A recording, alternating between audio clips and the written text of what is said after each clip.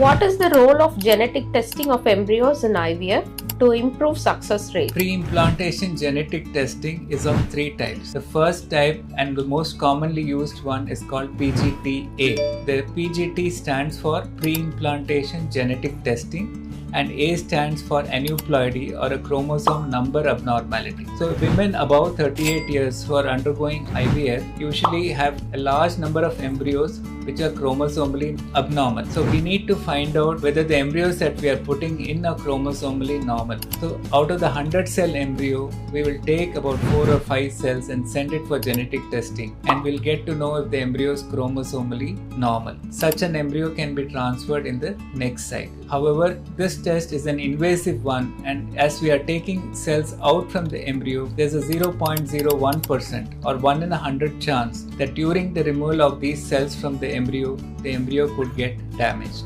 Also, the cells that we take out, are they truly representative of the embryo, is still an unanswered question, because we take cells from the outer layer of the embryo, which is called as a trophectoderm, which becomes the future placenta, whereas the inner cell mass, which is not touched, becomes the future baby. So these are the concerns about the PGT-A. However, if either of the parents is carrying abnormality like reciprocal translocation or balanced translocation in their chromosome, that could cause recurrent miscarriage, and that if we find out and look for in the embryos, we can remove the embryos which are abnormal and transfer the chromosomally normal embryos, thereby significantly improve the chance of a healthy life-term birth. The third category is called PGT-M, where if you have a previously affected child with a genetic abnormality, you can test the embryos created from the parents to look for that particular genetic abnormality and transfer the ones which are chromosomally or genetically normal.